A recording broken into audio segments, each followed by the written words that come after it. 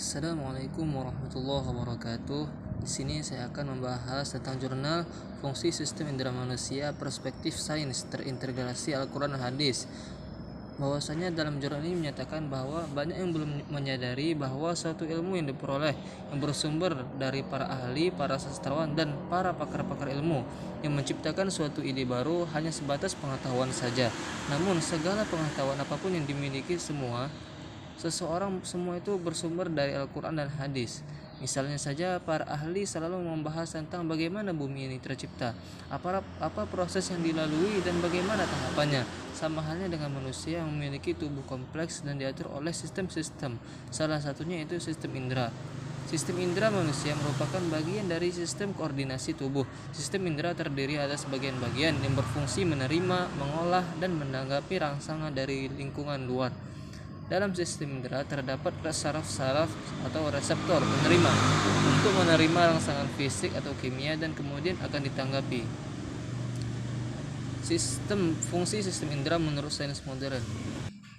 Fungsi sistem indera menurut sains modern, indera pendengaran yang pertama ialah telinga, merupakan suatu alat untuk menerima getaran berasal dari benda yang bergetar dan memberikan kesan suara.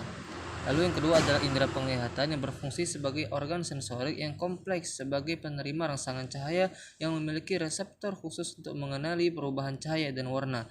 Lalu ada indera penciuman atau hidung yang berfungsi sebagai penerima rangsangan berupa bau atau mencium. Lalu selanjutnya ada indera pengecap yang berfungsi sebagai penerima rangsangan larutan zat perasa. Lalu selanjutnya ialah fungsi sistem indera manusia menurut Al-Quran. Yang pertama ialah indera penglihatan, dapat diketahui dalam 6 surah. Salah satunya ialah firman Allah, "Walaqad dzara'na li jahannama katsiran minal jinni wal ins, lahum qulubun la yafqahuna biha wa lahum a'yunun la yubsiruna biha wa lahum adhanun la yasma'una biha, ulaika kal an'ami bal hum adall hum fiha khalidun, ulaika humul ghafilun." Yang artinya, dan sesungguhnya kami jadikan untuk isi neraka jahanam itu kebanyakan dari jin dan manusia. Mereka mempunyai hati tetapi tidak dipergunakan untuk memahami ayat-ayat Allah, dan mereka mempunyai mata tetapi tidak dipergunakannya untuk melihat tanda-tanda kekuasaan Allah, dan mereka mempunyai telinga tetapi tidak dipergunakan untuk mendengarkan ayat-ayat Allah. Mereka itu seperti binatang ternak, bahkan mereka lebih sesat lagi. Mereka itulah orang-orang yang lalai. Quran surah Al-A'raf ayat 179. Maka sudah jelas bahwasanya mata dipergunakan untuk melihat hal-hal yang baik yang mampu mengantarkan seseorang kepada keyakinan Allah. Lalu yang kedua adalah indera penciuman. Terdapat dalam surah Ar-Rahman, Allah berfirman,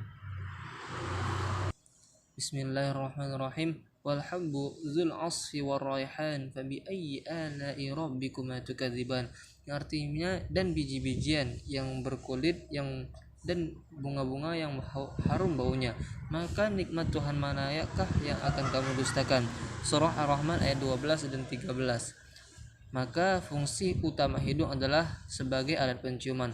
Allah telah menciptakan segala tumbuhan dengan berbagai aroma, dan itu diperuntukkan untuk manusia, dan semua kembali lagi bahwa itu adalah indikator untuk manusia agar semakin meningkatkan ketakwaan kepada Sang Maha Kuasa. Lalu indera selanjutnya ialah indera pengecap, yang mana terdapat pada surah Thaha, yang artinya yang berbunyi, wahlul 'uqdatam min lisani, dan lepaskanlah kekakuan yang ada pada lidahku. Quran surah Thaha ayat 27. Di sini fungsi lidah ialah sebagai organ perasa dalam menikmati rezeki yang Allah berikan. Sebab apabila lidah kaku, artinya lidah sedang tidak baik-baik saja, maka hendaknya ketika nikmat lidah yang masih bisa dirasakan dipergunakan dengan baik sebaik-baiknya. Lalu selanjutnya ialah indera peraba. Terdapat dalam surah An-Nisa, Allah berfirman, innal ladzina kafaru bi ayatina sawfa nuslihim nara kullama nadijat juluduhum baddalnahum juludan ghayraha liyadzuqul azab. Yang artinya, sesungguhnya orang-orang kafir itu kepada ayat Allah, kelak akan kami masukkan mereka ke dalam neraka. Setiap kali kulit mereka hangus, maka kami akan ganti kulit mereka dengan kulit yang lain supaya mereka bisa merasakan azab. Surah An-Nisa ayat 56. Sesuai dengan pendapat Ibnu Katsir mengatakan bahwa kulit sebagai perantara perasa sakit oleh indera peraba. Dalam hal dunia, kulit berfungsi untuk bisa merasakan respon suhu di sekitar dan juga respon yang mengenai kulit. Lalu selanjutnya ialah fungsi sistem indera manusia, perspektif sains, dan terintegrasi dari Al-Quran dan Hadis. Yang pertama ialah pendengaran. Pendengaran dalam sains berfungsi sebagai reseptor penerima rangsangan berupa suara serta alat keseimbangan atau mendengar. Sedangkan dalam Al-Quran fungsi telinga ialah untuk mendengarkan ayat-ayat Allah, dan dalam hadis juga berfungsi sebagai untuk mendengarkan ayat-ayat Allah. Lalu yang kedua ialah penglihatan.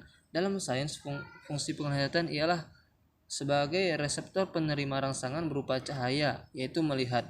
Dalam Al-Quran dan hadis fungsi mata juga sebagai melihat tanda-tanda kekuasaan Allah yang telah Allah ciptakan di muka bumi ini. Lalu yang ketiga ialah penciuman, yang mana dalam sains fungsinya ialah sebagai reseptor penerima rangsangan berupa bau, yaitu mencium. Sedangkan dalam Al-Quran dan hadis hidung digunakan sebagai untuk merasakan aroma nikmat rezeki yang Allah berikan kepada kita. Lalu yang keempat ialah indera pengecap atau lidah, yang mana dalam sains berfungsi sebagai reseptor penerima rangsangan berupa larutan zat perasa atau merasakan larutan zat. Sedangkan dalam Al-Quran dan hadis fungsi lidah ialah merasakan nikmat atau rezeki Allah berupa larutan zat. Lalu yang kelima ialah indera peraba atau kulit, yang dalam sains fungsinya sebagai reseptor penerima rangsangan sentuhan atau peraba. Sedangkan di dalam Al-Quran hadis fungsinya sebagai untuk merasakan nyeri dan pedih. Lalu kesimpulannya ialah fungsi sistem indera manusia menurut sains diintegrasikan Al-Quran dan hadis memiliki aspek yang sangat menghubungkan.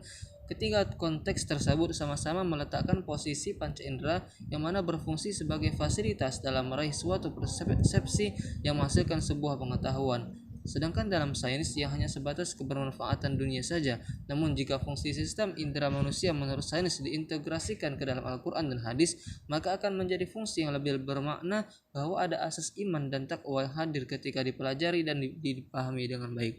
Mungkin sekian penjelasan yang dapat saya jelaskan dari jurnal ini. Mohon maaf bila kekurangan. Saya akhiri. Assalamualaikum warahmatullahi wabarakatuh.